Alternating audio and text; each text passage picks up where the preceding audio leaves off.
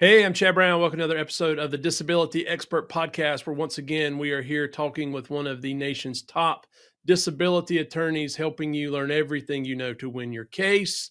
Abe Arnold is with us live from the Windy City. Abe, how's it going? Doing all right, Chad. How about yourself? I'm doing great. Thanks for joining us today. Let me tell you a little bit about Abe and how he ended up on our show. He is a Milwaukee native, graduate of John Marshall Law School in Chicago, University of Minnesota, Twin Cities undergrad. He is a disability attorney who works for Marvin and Associates in Chicago. Going to get into Abe. We got a great show today. He's going to talk all about remand hearings, which are the hearing you never actually want to have, but if you have them, Abe's going to tell you the things you need to know to be able to hopefully come out of that hearing number 2 successful. But I got to tell this story before we get started, Abe. So Abe and I have not known each other but a few months. So I'm at NOSCR, which is the National Organization for Social Security Claimants Representatives, in San Diego a few months ago at a conference trying to get some CLEs. And I'm in this VE cross-examination conference presentation, which is actually ironically not even what we're going to talk about today. And I pulled it up and I literally pulled it up. I want to tell you what I said. So I texted Aaron Dalton, Aaron's associate with me, in my room. But this is the quote I sent him. I said, maybe the best practical CE on VE Cross I've ever attended. So that was my introduction to Abe. He gave this wonderful presentation at NOSCR. And so I went up to him, met him. We got to know each other a little bit in San Diego. I said, I've got to have you on the podcast. I fully intended to have you come over here to talk about VE Cross, but that is not where we're going today. Where we're going is a deep dive into what are called remand hearings. I'll tell you what those are in a minute. But before that, Abe, thanks for coming on the show. Tell us a little bit about yourself. Tell us a little bit about your background, where you're from, just, who are you a little bit?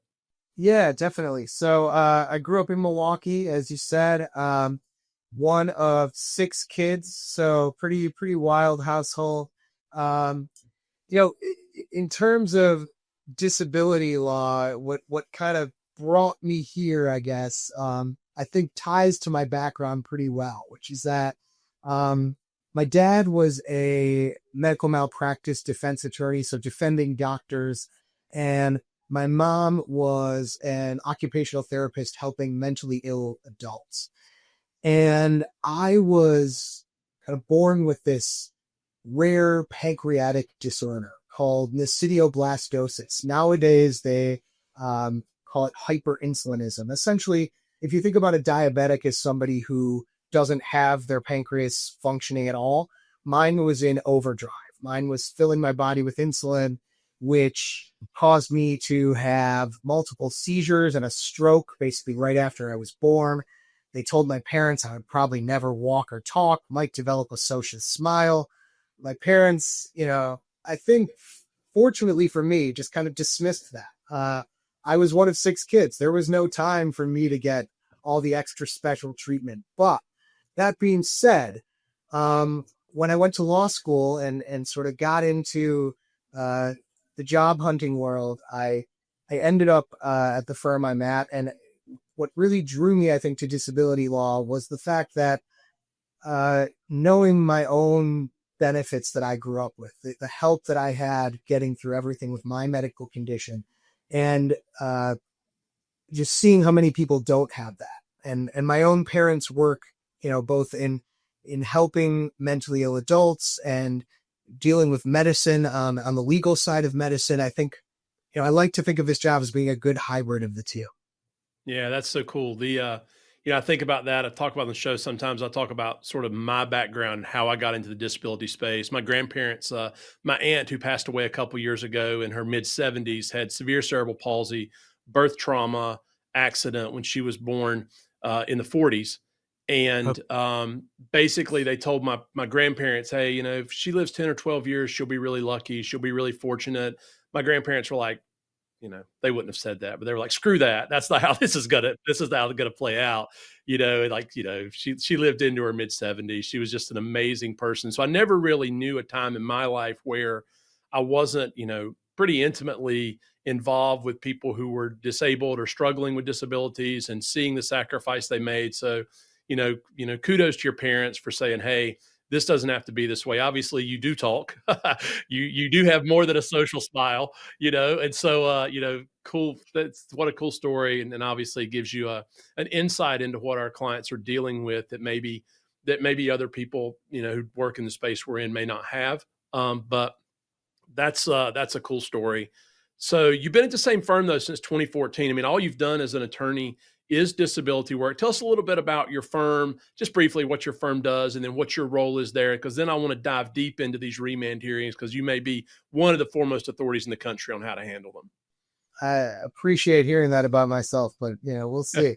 But essentially, the basic structure of the firm is that we really only take cases that have already been denied disability at the hearing level. So we will take denials to the appeals council and the district court level and the appellate court level. So we work exclusively in the Seventh Circuit. So just for anybody who doesn't know their circuits, that's basically Wisconsin, Illinois, and Indiana. So if you've been denied in those areas, we will appeal your case to federal court. And the process there basically is you're not so much arguing this person's disabled, the judge got it wrong. You're really arguing the judge didn't follow the law when they found this person not disabled. So when we win those cases, you don't get awarded benefits. The case gets sent back for the judge to basically correct their mistakes in what's called a remand hearing. Remand being when the case is being remanded or sent back from the court. So at that point, we take your case to another hearing. If you've been denied only once by that ALJ, that judge, you go back to the same judge so long as they're still available. But each judge is only allowed to hear your case twice. So if we took your case to court 2 times, you'd go to a different judge.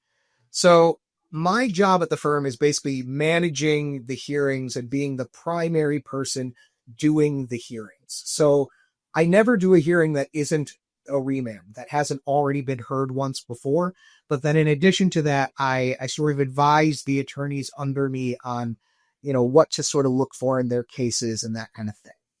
Yeah, I mean, I think it's interesting. The remand hearing is the hearing, like I said, to start with, you never want to have. The only way you could have a remand hearing is you've actually lost your original hearing. Right. It's funny, call it the second bite at the apple. You're sort of I don't know.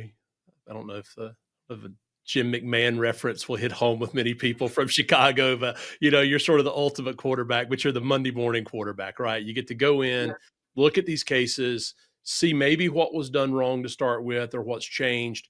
But they're vitally important because, I tell people all the time, because we have, we have federal appellate practice as well. We don't do near as many remand hearings as you do, but I mean, we do them.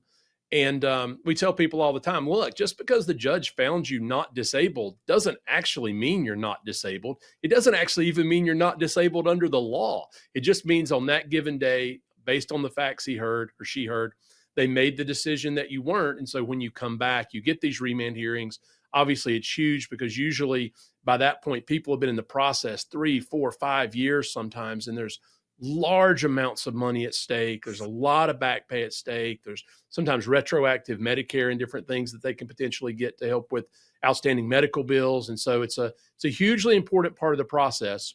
And that's what I want to dig into today, because I don't know that I've ever met anyone who has spent 10 years doing hundreds of hearings a year and only doing remand hearings.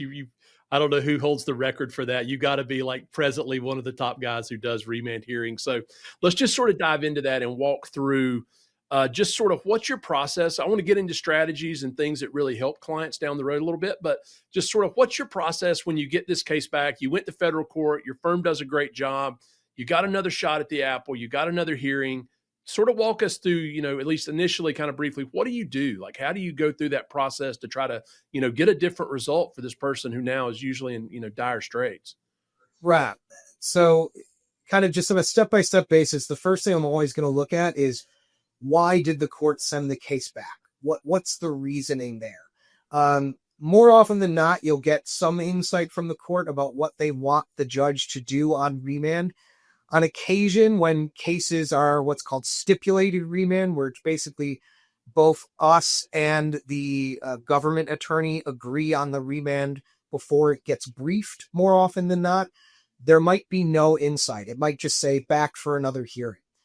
The appeals counsel then has an opportunity to write their own remand order. So the appeals counsel will either say, follow what the district court told you, or they will give their own breakdown of why they think the case should be remanded. So once I know that, that gives me some pretty strong insight into where I want to focus my attention, because I kind of want to attack the things that the judge didn't do right the time before. The first thought being, if the judge isn't going to pay this case again, I want to have set up a great second appeal where I can point out to the court right away, hey, they ignored you. They didn't follow your remand order.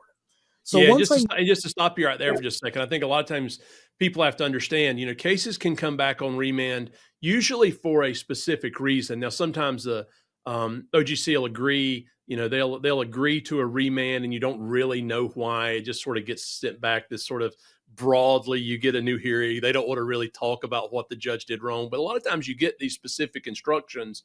I think it's important for people to understand, sometimes people do have 2 or 3 or 4 hearings, unfortunately. And in that first remand hearing, it's really important for the attorney who's doing that to be able to step in and say, okay, well, they told you, Your Honor, that you did this incorrectly, and I want you to do this correctly this time. And sometimes the judges are like, I'm not doing that. Like, I'm going to do whatever I want to do. Right. So it's really important, I think, people to understand, it is a new hearing usually, but a lot of times there's sort of some parameters that can really work in your favor if the judge is, sort of, maybe a little difficult in wanting to address their own limitations from the first from the first case.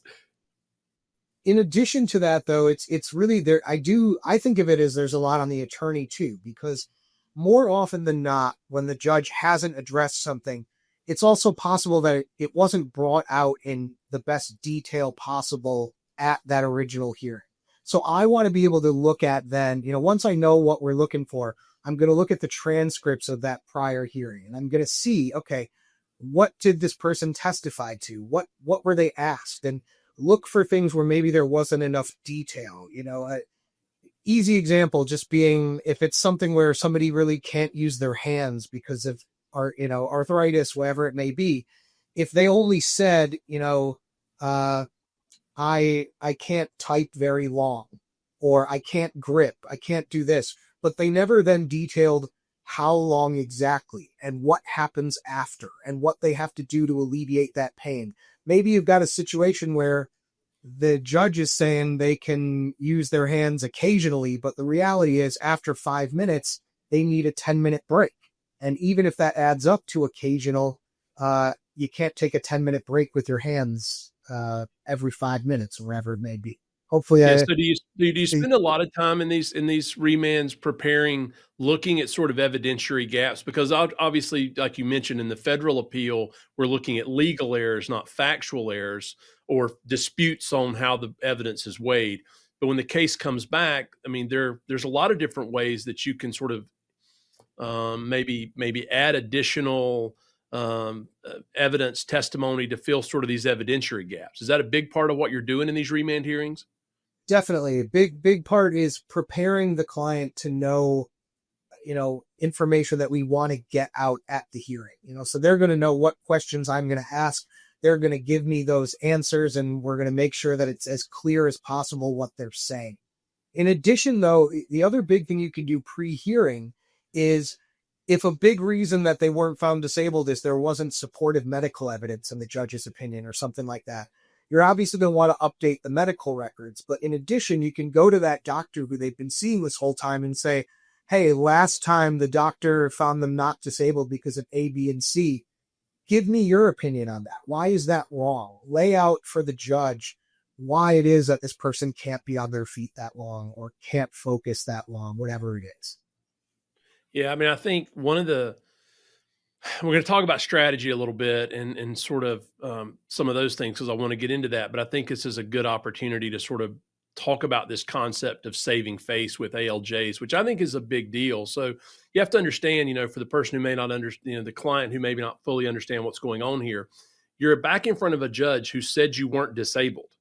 Like, that's usually where we end up. And so now you're going back to that judge saying, well, Judge, if when you sort of walk in and go like, well, Judge, you were just wrong. Like, you don't have to be a skilled trial lawyer to understand that's not a great strategy. Like that's not sort of, that's not sort of opening up a door for a judge to change their mind. And so I think, you know, filling in the evidentiary gaps really gives you an opportunity to be able to go to that judge and say, hey, Judge, there is an opportunity that you could have been right the first time when you denied them.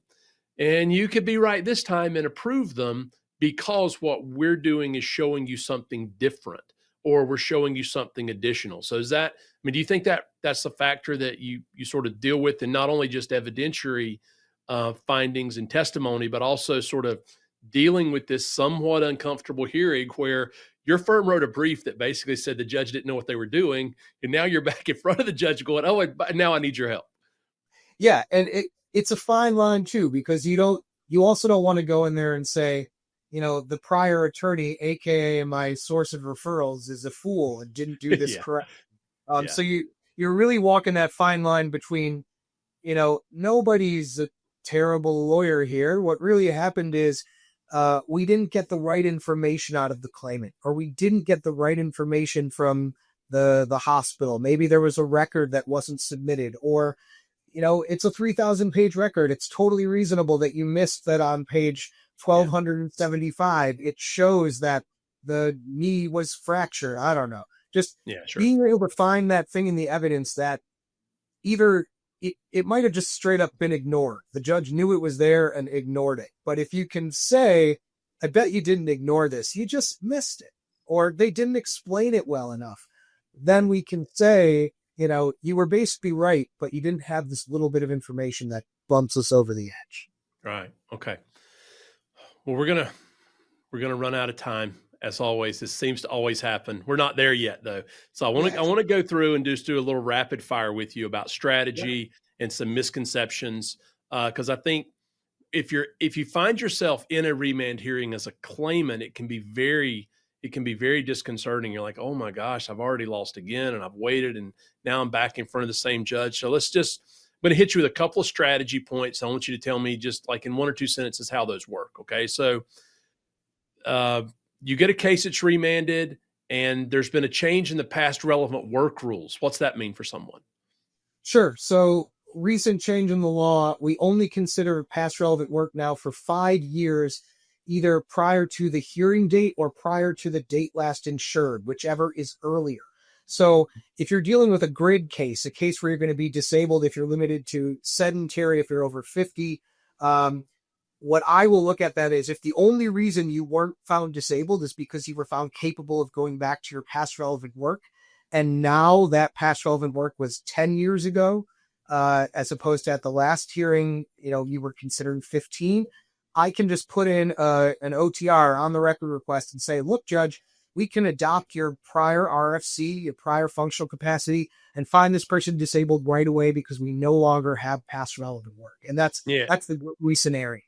Yeah, so it's super important to understand the rules change. So actually, and this is part of a broader concept. Sometimes the rules change. So I always loved when we could come back with a case and go, Judge, you were absolutely right under the rules, 4.5 years ago, but today the rules are different. And if you'd heard this case 4.5 years ago under today's rules, you would have paid it. And that's an easy way for them to say, yeah, you're right, counsel, we're going to pay it. So let's hit this. So how do you use the prior unfavorable? So you have a judge who actually made findings in a case. They made findings about your limitations. They made findings about your the evidence. How do you sort of use that and weave that in to obtaining testimony to be able to sort of box the judge in a corner? I'm going to look at all the reasons that the judge denied the case. This really works best under Regulation 16.3p when they're doing the comparison between the evidence and your testimony. So if I know that the judge basically said, there's no way this person is in as much pain as they're saying because I know that they go fishing, I'm going to get I'm going to, ask the claimant, last time the judge said that you were fishing, can you tell us a little bit about how often you go fishing, what that entails? And I'll have prepared the client to talk about how limiting that activity also is. So even if it's, maybe they're going once a month for an hour And the whole time they're shifting between sitting and standing every 5 minutes. Things that aren't going to prove you can work 40 hours. Yeah. So I think sometimes the client goes, well, they made all these findings and they fail to understand. Yes, they made findings, but at some level, that's also sort of put some parameters on how that judge viewed the case. So now, if you can take those findings that they made and sort of get beyond those parameters to sort of make a different presentation of what's going on with your client, you're going to have a better opportunity to win. Okay, here we go. I got a couple of misconceptions about remand hearings. I hear these all the time. Let's get a quick feedback on these. So, there's no reason to do a remand hearing with the same ALJ. You're just going to lose anyway.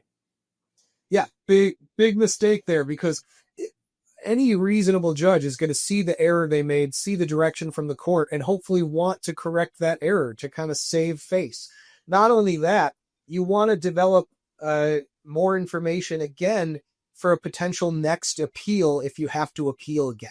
So always good to get more information out into the record and to give that judge the opportunity to correct the mistakes. Okay. You lost your case. There's no reason for you to appeal. You should just refile.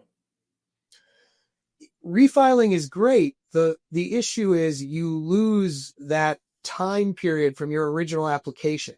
So whenever you appeal, you are holding on to that original alleged onset date. If you file a new application, you lose all the years of back pay that go back to your original hearing, your original alleged onset date. Because of res judicata, the court can't hear the same case twice. So you can't have the same alleged onset date in your new application as your old application. So doing the remand is always the best way to keep as much back pay available to you as possible. All right, final one, because my producer, Carrie, who I love, is giving me we're hitting the timeline. It takes too long to appeal. It's just going to be a waste of time for you to appeal after you lost a case. Yeah. If it's going to take the time it's going to take, you can always file a new application while your case is in court, so long as you are still eligible for SSI or DIB benefits. In addition, all that time you're waiting, you're not getting benefits during it in your current situation anyway. So why not? Why not take that chance? See if we can get you all that back pay at a later time. Very good. All right. Abe, man, thank you so much for coming on. People in the Seventh Circuit, really, you guys handle some stuff other places too, I guess, but in the Seventh Circuit, in Chicago, in Illinois, Indiana, Wisconsin, how they find themselves, they've lost their case, trying to find if there's a way forward. How can they get in touch with you? Yeah, absolutely. Email is probably the easiest. My email is just Abe, ABE, at Marvin, like Marvin Gaye, .law. If you send me an email, let me know that you lost at the hearing level. We'll get that information, look over it, and see if we can help you out. So yeah, please reach out, or if you have any questions, don't hesitate to reach out. Very good, and we'll make sure in the show notes and in the editing, we'll get your website and your phone number and stuff on there for folks. But with that, Abe, thank you. But that's another episode of the Disability Expert Podcast. Join us next time. We'll have on one of the nation's top experts again. Make sure you subscribe. Till next time, take care.